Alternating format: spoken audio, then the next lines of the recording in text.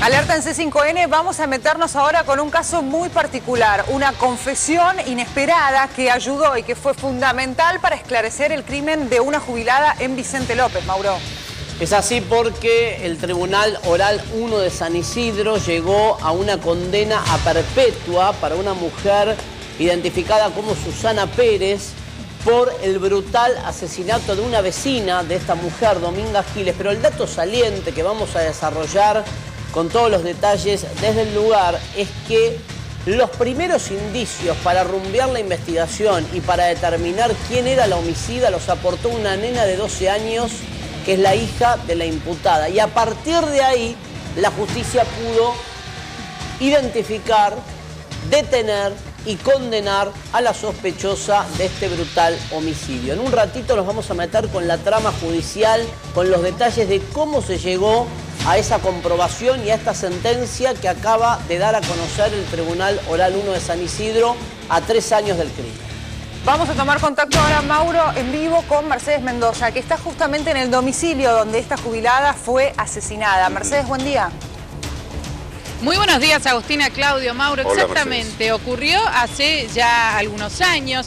Fue en esta misma vivienda aquí en Carapachay, donde encontraron el cuerpo sin vida de esta jubilada de 85 años. La puerta no estaba forzada, una investigación por parte de la policía que dio un giro de 180 grados cuando escucharon finalmente a esta pequeña de 12 años decir: mi mamá es mala, muy mala. ¿A quién se lo confesó? A otra vecina de aquí, de este barrio de aquí en Carapachay, a Liliana Villar. Ella misma comentó que esta pequeña de 12 años le había explicado claramente que llegó hasta aquí en el mes de julio con su mamá del año 2012, que ingresaron a la vivienda, que fueron a solicitar plata. Eso es lo que explicaba la pequeña. Llegaba aquí junto a su mamá, a Susana Pérez, esta mujer de 42 años, que cuando la jubilada de 85 se negó a darle el dinero, comenzó a pegarle.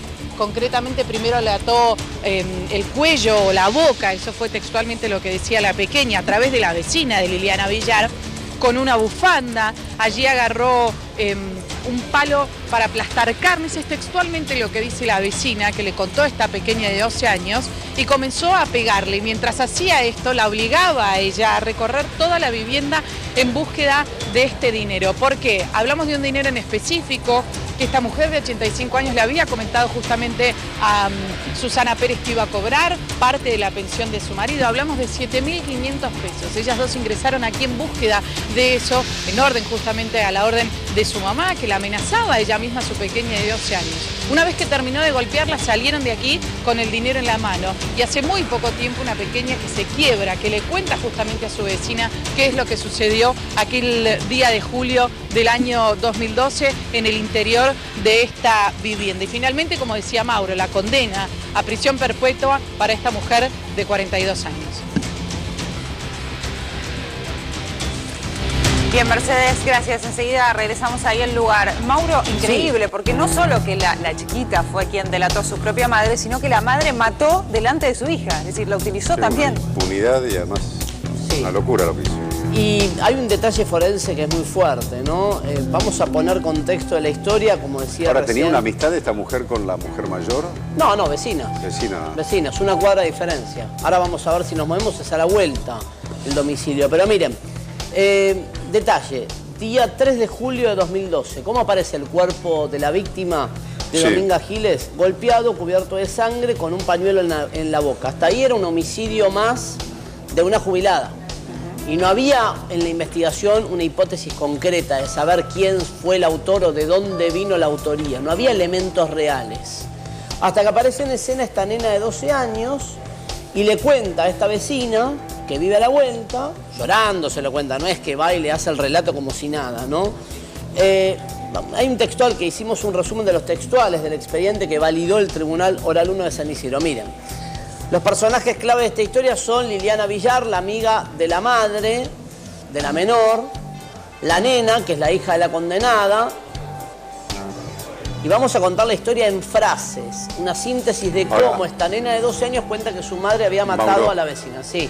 Cuando la nena de 12 años le cuenta a la vecina que su mamá había matado a una mujer, sí, la vecina Encara primero... sí. ¿Habla con la madre de la chiquita o no? Sí, habla con la madre de la chiquita. Finalmente, la autora del homicidio primero le niega el hecho y después le reconoce el hecho. Ah, ¿le reconoce el hecho? Sí, le reconoce el hecho con variantes que las vamos a contar distintas. Sí, porque ahí la vecina puso en peligro hasta la vida de la nena, qué sé yo. Bueno, la encaró y la cosa por suerte terminó bien, digo, con una condena y con la testigo a salvo. Miren, la nena dice, reitero, la nena va y le cuenta a una amiga de su madre, le dice, mi mamá es mala, muy mala. Y lo que hace la vecina es, le sugerí que no me hablara mal de su madre, pero ella insistía. Imagínense el diálogo, ¿no? La vecina dice, la nena comenzó a llorar y me preguntó si me acordaba de la señora que vivía a la vuelta de mi casa, la que habían matado. Tremendo diálogo de una nena de 12 años con una amiga de su madre. A lo que la nena dice, mi mamá la asesinó, mató a una persona. ¿Cuál es el trauma de esa chiquita? Tremendo, ¿no? Tremendo. El diálogo es escalofriante. Sigue la conversación que reconstruyó el Tribunal Oral 1. La vecina dice, me contó que habían ido a la casa de la señora y que la madre le había pedido plata y que como no se la había querido dar, le puso una bufanda en el cuello o en la boca y le pegó con el palo de ablandar la carne en la cabeza. Tremendo relato que aporta la vecina por los dichos de la menor. Y la nena dijo, mientras mi mamá le pegaba a la señora, me obligaba a buscar plata por la casa. Es decir, además, como contaban ustedes, la utilizó a la menor de 12 años a revolver la escena. Muy fuerte como concepto la utilización de esta menor de edad, la menor que ve todo y evidentemente queda con un trauma que no puede soportar y se lo cuenta una amiga de la madre. Por suerte la amiga de la madre, a ver, el aporte que terminaban haciendo derivó en la detención y en la condena. Acá hay vos me preguntabas qué es lo que pasó una vez que la nena habla con la vecina, ¿qué hace la vecina, no? Que es la amiga de la mamá. Leo textual parte de lo que dice el tribunal. Antes de que Villar fuera a hablar con la familia de la jubilada asesinada, que son los que hacen la denuncia, lo que hace esta amiga de la imputada es enfrentar a la imputada. Y le cuenta lo que le había contado a esta nena de 12 años, ¿se entiende? Y hay un textual de la causa que es, al principio lo negó, pero cuando insistí le pregunté por qué lo había hecho, me dijo que sabía que Giles, por la víctima, iba a cobrar una cantidad de dinero importante por la pensión del marido. Me explicó que estuvo esperando mucho tiempo eso. Me habló de 7.500 pesos y de que ese día había encontrado lo que buscaba en la ropa interior de la señora. Es decir, que además, la frialdad total de la asesina, que insisto, aún ya muerta, sí, le roba 7.500 pesos que revuelve entre la ropa íntima de la señora, de la jubilada asesinada, sí. Pero cuando la amiga la encara, la amiga de la asesina, la encara a la asesina y le dice, che, tu hija me acaba de contar algo terrible, decime si es verdad o no, le sube la apuesta y le cuenta todo el hecho. Claro. No es que, digamos, al principio, alguna evasiva, pero finalmente le dice, sí, yo me tenté porque me enteré que había un movimiento de 7.500 pesos en la casa y entré y la maté. Fíjate, matar a una persona por 7.500 pesos. ¿Cuántos casos contamos de esos, Clau? Sí, de mujeres jubilados o jubiladas que les entran y que en realidad los termina entregando gente del propio vecindario. Acá hay una cuadra de diferencia entre este domicilio que es la escena del crimen y la casa donde paraba de la victimaria y donde paraba también enfrente la vecina amiga de la imputada, hoy condenada por el Tribunal Oral 1 de San Isidro, Susana Pérez, a prisión perpetua por el crimen de Giles. Como siempre decimos, el testimonio de la menor se toma como indicio, no es directo, ¿sí?